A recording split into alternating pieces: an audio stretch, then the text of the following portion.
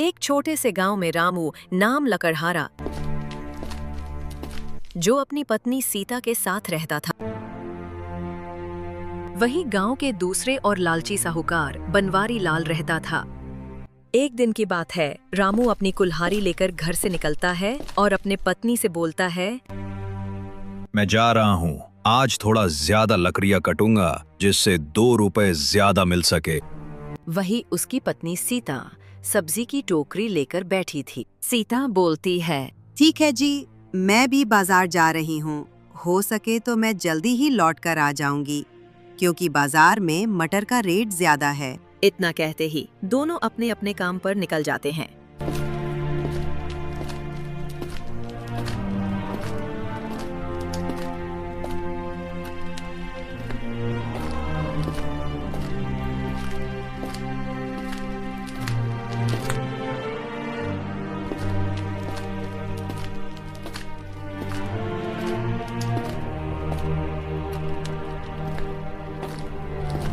रामू जंगल पहुंचता है और लकड़ी काटना शुरू कर देता है।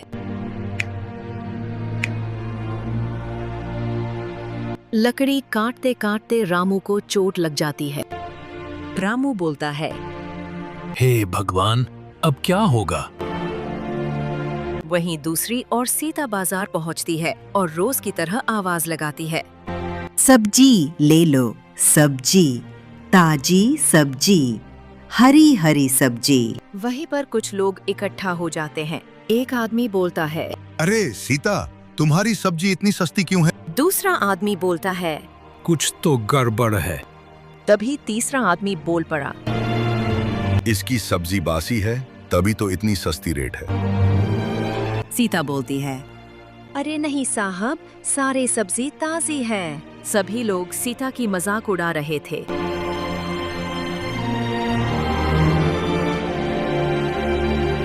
उस दिन सीता की कमाई बहुत ही कम हुई। इधर रामू सीता की इंतजार में बैठा था। तभी सीता मायूस होकर घर लौटती है और देखती हैं रामू के सिर पर पट्टी।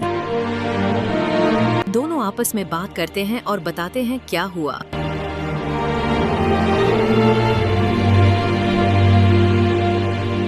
सीता बोलती है, हे भगवान, हम इतनी मेहनत और ईमानदारी से काम करते हैं, फिर हमारे साथ ही ऐसा क्यों हुआ?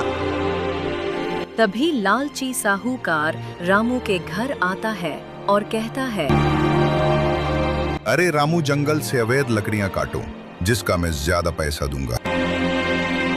रामू साफ मना कर देता है। अगले दिन रामू का पड़ोसी सोहन बनवारी से मिलता है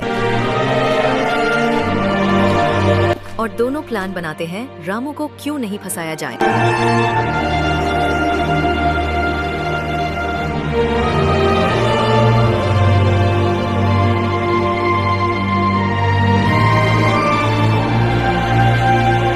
उसी रात सोहन रामू के घर छिपके जाता है। कुछ अवैध लकड़ियां उसके घर रख देता है।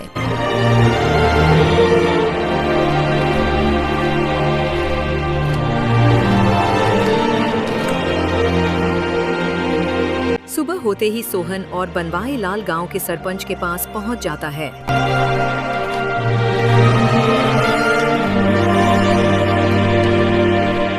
सरपंच, अरे बनवारी लाल कहो, सुबह कैसे आना हुआ?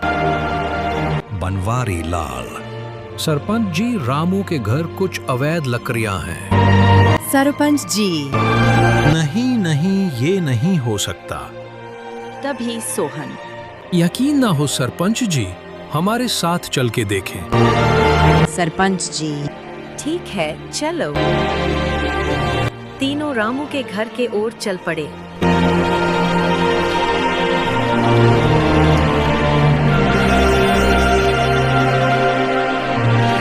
सरपंच जी, रामू, ओ रामू, आवाज लगाते हैं।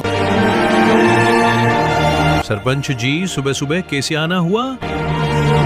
हमने सुना है कि तुम्हारे घर अवैध लकड़ियां हैं। इतना सुनते ही रामू के पैर तले जमीन खिसक जाती है। छानबीन करने के बाद रामू के घर में अवैध लकड़ियां मिलते हैं। ये सब गांव के बुजुर्ग हरिया देख रहा होता है। हरिया आता है और बोलता है। सच्चाई सरपंच जी को बताते हैं। यह सब सुनते ही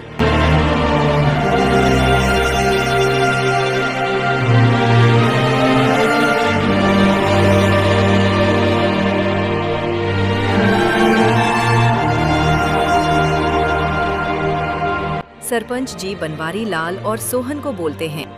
तुम दोनों को शर्म नहीं आता एक गरीब के ऊपर झूठा इल्जाम लगाने में?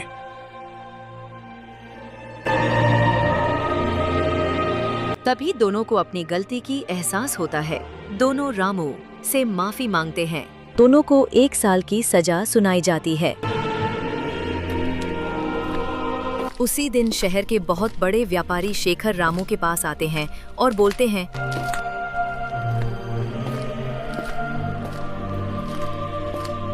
रामू, क्या तुम मुझे हर हफ्ते लकड़ियां सेल कर सकते हो? रामू को खुशी का ठिकाना ना था। रामू झट से बोल पड़ा। जी साहब, क्यों नहीं?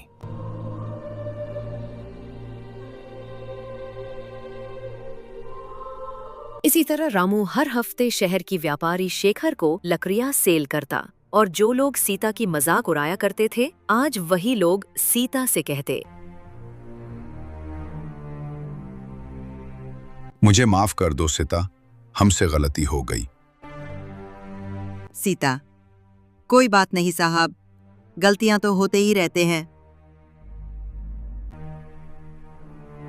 इसी तरह रामू और सीता खुशी खुशी रहने लगे।